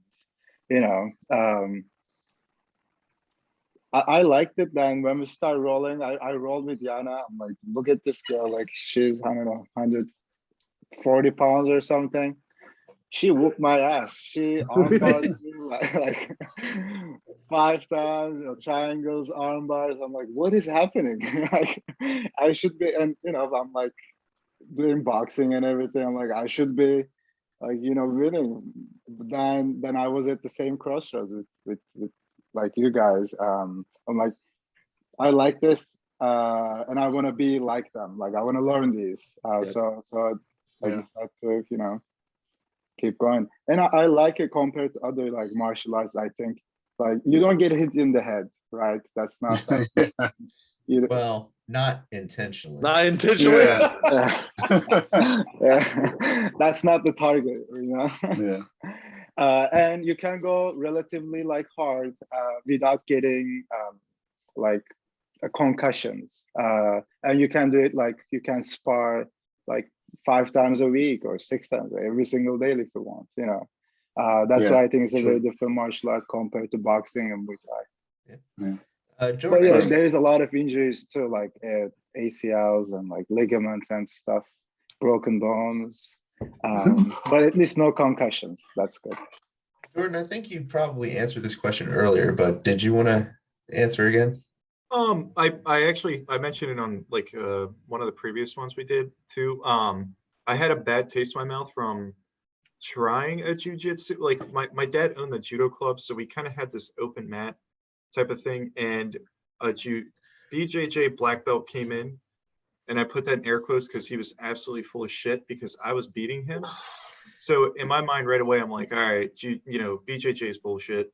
And then, like I said, I went to later events. I rolled with Keenan, and something's like flipped. I'm like, all right, okay, BJJ might not be such bullshit after all. Something's going on here. So that rolling with Keenan and like that whole group, because it was like JT was there at the time, Jay Jackson.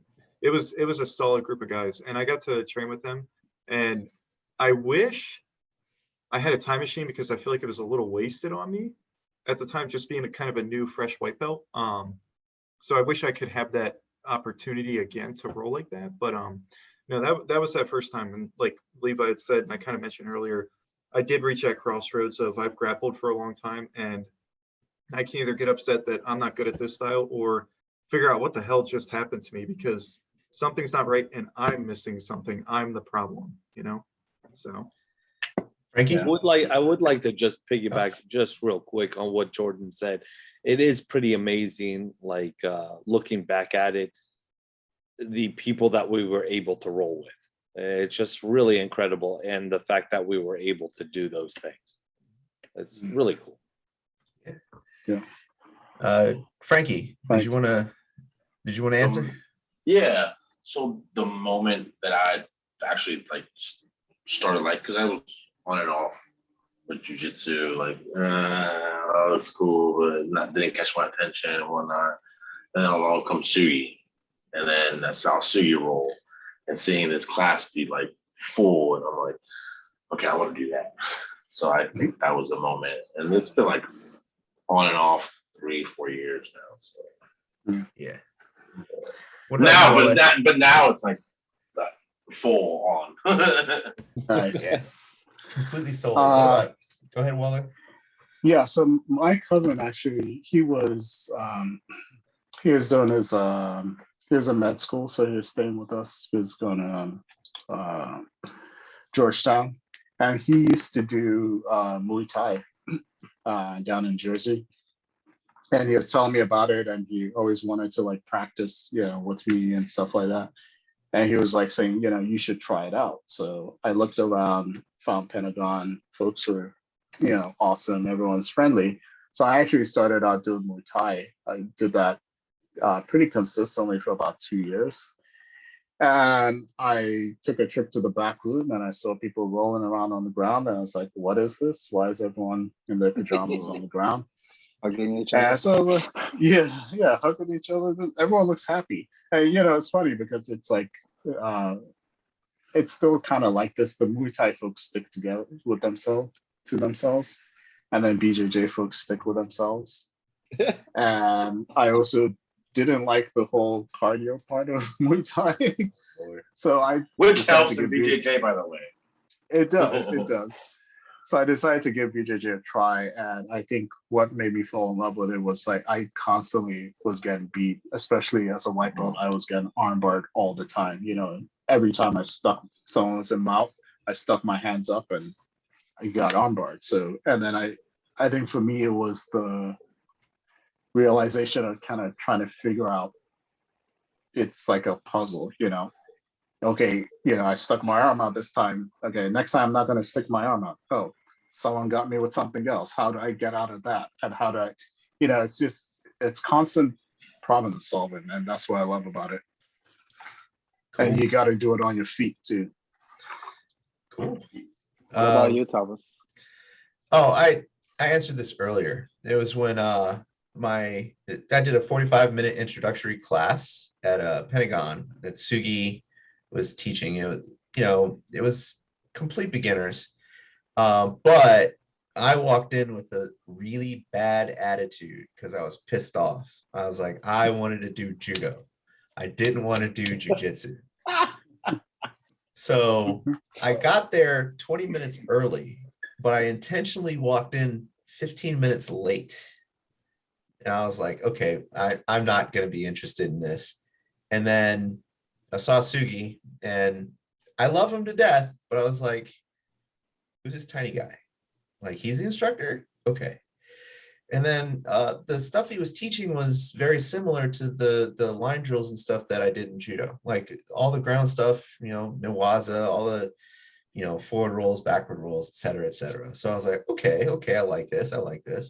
And then I went to my first actual class or maybe not the first one, but like within the first week or month or something, I was just having a terrible time just trying to get back into shape. And the one time I rolled with Sugi, like I said earlier, where he kicked my ass and my weight advantage did absolutely nothing, I said, I want to know what he knows. And that's how I am where I am.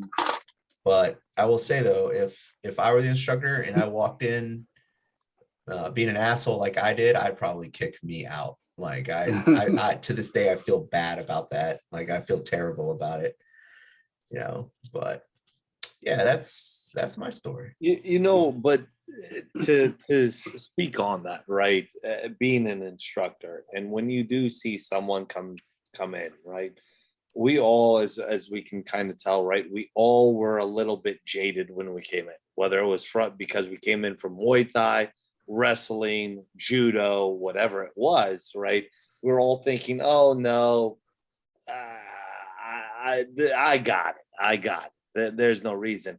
And I think speaking from an instructor and literally teaching since I've been a purple belt, when we see people like that, it doesn't bother us. We don't even remember it. It's not even in our memory bank. And we're just so happy that people like yourself and everyone else in this room continue training. And that brings us pride. So don't let it bother you. I know it's going to, but don't let it bother you. Yeah. I'll try not. Yeah, I think also, like, as a student, you know, it makes me sad when I see folks come and go, especially folks who, you know, they train for like a month or so and then they leave. It just kind of sucks because it's like, you know, you're missing out on so much.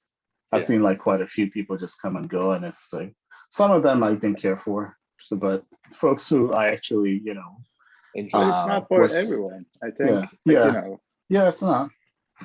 in It's just kinda every sport, sucks. you're gonna have people, and this is really this is mental, physical. You know, you get claustrophobic, you're getting choked. Yeah. And, you know, like the guy is like, I pay my taxes. Why do I have to do this? Why do I have to get choked too? Yeah. Only Yeah, two but Garrett's. to speak on Nick's part, I mean, you know, I really wanted to get my brothers involved like early on. And like I said, the third oldest, who's Daniel, he's the one that got me involved, and then myself, and then I carried on, and then Josh shortly after that started training. But we had two younger brothers, and my younger brothers he's like 6'4", 320. And the other one is Thomas. Right, man.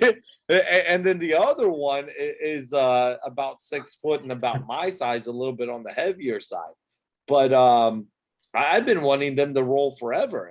And you know what? Everyone has their time. And they actually they've been training with Scott Salb for almost a year now. So if you don't know who Scott is, he runs Centerville BJJ. We're going there tomorrow. Yeah, we're going there tomorrow. Tomorrow. Yeah. So if you want to roll with another Sadr, just go on in and Oh, might there's as well two of them.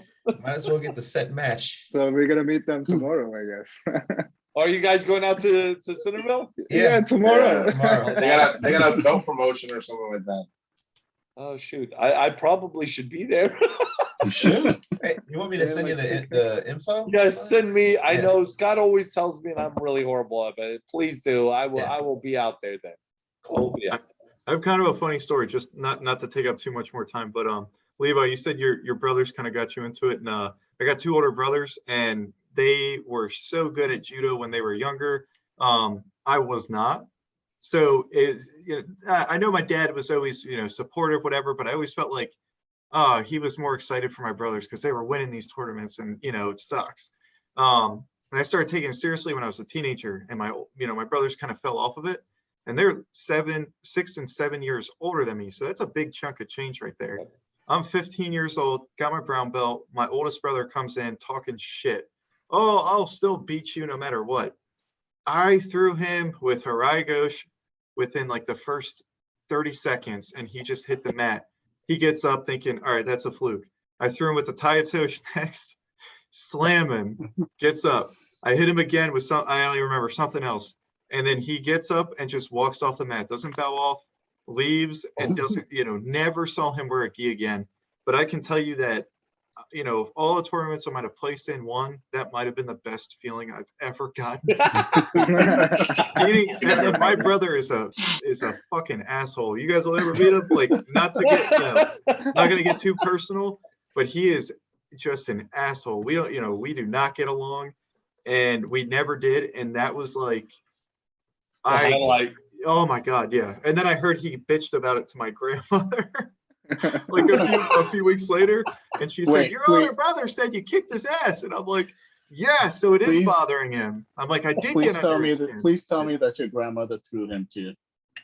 Oh man, she would give him so much shit. Yeah, but yeah. So sorry that not to get too sidetracked. No, I love that. Yeah, that Best was awesome. moments of my life. Yeah. But I will tell you, none of my brothers will kick my ass ever, bro. I will tell you that right now. So He probably still tells everybody this. That's probably what my brother says about me. We don't know. so Mithat and Jordan and Frankie know this, but one of my younger first cousins started training Yes. jiu-jitsu the last couple of Yeah. months. Mhm. I have been waiting for years for him to become an adult so I could rough him up a little bit. I was just like when he was little, like I'm 17 years older than him. So when he was little, he would always like, pester his way into what I was doing. Like I couldn't play video games in peace. And, I love the kid to death, but I'm just kind of like, man, I've been waiting for this since you were like a wee little boy. But now I can choke him and armbar him. It's so great. Legally. Legally, and not get in trouble for it. He I wanna- signed the waiver, bro. He signed the waiver. The waiver Yeah, is yeah, signed. So, all right, I Jordan. didn't get the chance to roll with him, but hopefully next time. Oh, you met Kempton. Yeah. Yeah, but I didn't get the chance to roll with him, but Yeah. maybe next time. You gotta roll with me first, Waller. Oh He's- shit, yeah, man. I do need to roll with you. I haven't rolled with you in Yeah, I forever, don't man. think I rolled with you. Forever. I've seen you around, Levi. I've never rolled with you though. It'd be my honor, man. Anytime you'd like to roll. Thomas, set it up. We I got shall. Yeah. we gotta get the A podcast fight open match or club. something. Tuesday, Tomorrow, Tuesday, Tuesday. No, Tuesday. Tuesday in Chantilly. Yeah. Do you guys? I can make that work. After Thanksgiving. I can't. We'll talk Yes, about it. yes. We'll talk We'll about it. talk about After We'll thanks. talk about it. Oh, After gentlemen, Thanksgiving. we are over 2 hours. Yeah. Keep going. Yeah, I mean, I could keep going, but Yeah. I'm getting tired. I got to get up. So, final I'm thoughts. starting to feel buzzed. Yeah, final thoughts. Mithat. This was fun. I had a blast. Pleasure meeting Levi. I hope I can come to your class one day and get a chance to roll with you, learn some technique. This was fun. Thanks for inviting me, Thomas. Yeah, sure. Jordan. Yeah, as Mitch said, it was fun. Thanks for letting me bitch a little bit, get my therapy out of the way. I'm man. still a little bitter about New York or Vegas, but I'll get over it. And yeah, it happens. So And brother Levi. Guys, thank you for having me on. It was a pleasure getting to talk to all of you and sharing my experiences and also hearing your experiences. It's really awesome. Thank you. Frankie. I'm just buzzed. I love it. I love. That's all I got. Wale, what you got? Man, I gotta say, Thomas, thanks for setting these things up. I really love talking with everybody here. And I just love jiu-jitsu so much, and I just hope I could keep doing it till I'm in the grave. Yeah. All right, gentlemen. Well, thank you. I'll set up a podcast open mat, so to speak, for all the podcast I like alumni. that. We'll figure out where. I think everybody pretty much lives about in the same area except for Wale lives in Mordor. But Where does it live? he lives in Mordor, Yeah. DC. That's the place that nobody should go. No, I'm just joking. Yeah. But anyways, guys, I'll post this up on the YouTube channel probably tomorrow or Sunday. So hopefully the next time you guys will consider coming on and we'll have another drink. So Happy Thank you. Thanksgiving, y'all. and happy Thanksgiving. Happy Happy Thanksgiving, guys. Thanksgiving. guys. See you guys later. Cheers. Cheers.